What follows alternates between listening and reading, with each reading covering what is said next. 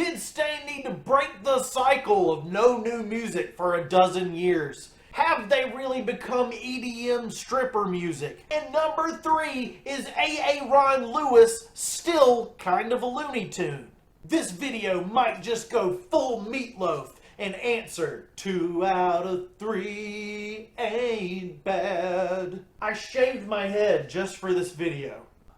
Lowest in Me is perhaps Stain's strongest album opener since Chapter 5's Runaway, with A.A. Ron's Glitter Troll vocal breath and Johnny, Mike, and Sal sounding very well produced on the instrumentals.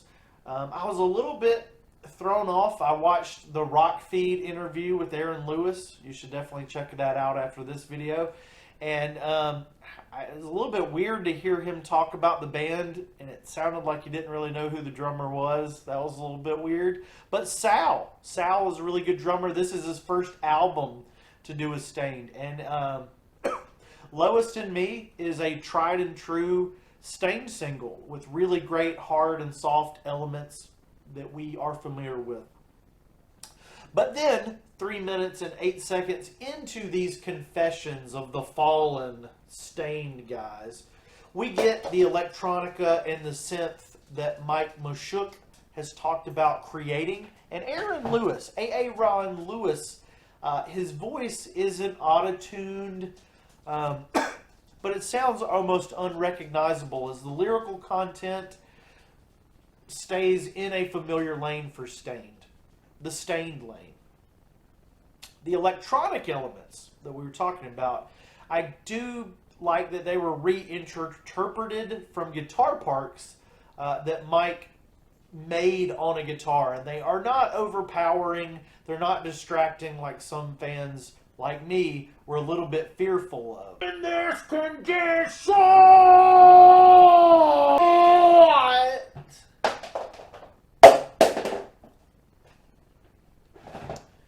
In this condition throws back to Break the Cycle Stained while keeping with the new glitter aesthetic.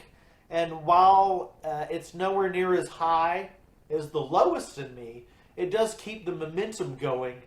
And I feel like I'm listening to a pretty strong record just right at this early turn in the road. Stained are in my top 20 artists. They sit at around number 14. I haven't calculated this album just yet in the discography. But gosh poop it. So like I said, 2 songs in, they're holding their own. Here and Now sounds nearly identical to Zoe Jane. Sweet Zoe Jane. And at first I really struggled to tell if Here and Now, if it was another Moat Fest or an Optimistic Diamond in the Stained fields. After closer inspection of this song with my Diamond Looky Look tool, I have decided that it's an optimistic. I'm optimistically optimistic that Here and Now is a positive banger by Stained. The video, a little bit of a bummer with a bit of a twist at the end, kind of like that. Get the fuck over here, okay? We cuss on the channel now. While Here and Now rehashed old memories, Out of Time is a new sound for Stained. It's structured out of the quiet verse, loud chorus of Nirvana and the artist that Nirvana ripped off back in the day. And Out of Time is a welcome pushing of the classic Stained sound. Stop! Sorry, stop. Stop. Stop! Can somebody in the comments section tell me if Aaron Lewis has a solo song that shares a title with the Stained song? I can't quite pinpoint it, because now we have The Fray, where 14 Shades of Grey had Fray, without the, or the. It's familiar territory except for the drumming of Sal being showcased for the first time on a studio recording, like I said, in Blazing Glory. So this track has some really amazing percussion that you should listen to. Ride it like a dinosaur! The biggest surprise in this collection of confessions is that so little of it sounds like what has come before. Out of the 12 new Staind songs that we get, only 3 of them sound like they could have been ripped off of an older Staind album, namely 14 Shades of Grey. You do get a little bit of Break the Cycle, but I feel like that's just Staind's natural sound of being a band. With a band being gone for over a decade, the Return album is sometimes a bland retreat of their most popular albums, their heyday. And with Staind, it feels like they really waited till their creativity built up to the same levels of their sadness and their anger. And they were all put to good use on each and every song here, with unique vocal deliveries, nice twist on Aaron Lewis's style, by Crabby Uncle Aaron and the dynamic trio of instrumentalists backing him up.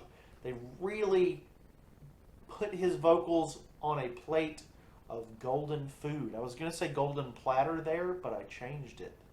Confessions of the Fallen is so impressive that it has actually moved Staind from my 14th favorite band of all time to my 13th favorite band of all time, and that would be pretty boring except for the fact that Nirvana just got knocked out of spot 13 by Staind. I now like Staind better than Nirvana. I am surprised that this album got a 4.7 out of 5 from me. Points, that little decimal point, was deducted because the Fray uses a song title again. But let's answer those questions from the first few seconds of this video, shall we? Number 1. Staind did pick the perfect time to reform their recording career with such a strong result. Number 2. This Ain't Music to Strip by Rob Zombie, Part 2. And number 3, the one you've all been waiting for. I said we weren't going to do 3, but is Uncle A.A. Ron Lewis still kind of crabby and crazy? And, you know, the Rock Feed interview, it was like an hour long, and he seems a little crabby and crazy, but much more likable than I would have thought in 2023. Also, yes, I am on a journey to hear every song ever recorded, and now I'm going to try to do my best. I am reading a script. I'm going to try to do my best Aaron Lewis scream, because his vocal abilities don't get talked about enough. So we're going to, I don't know, should I use the dinosaur or the microphone? We'll go dinosaur. We're going to use the dinosaur, okay? I'm going to try to do my best Aaron Lewis scream. Hey, buddy, be prepared. You're going to howl when you hear this, okay? You guys ready? What song should I do? I'm just going to do from the gut. Failing. I'm going to do the failing scream.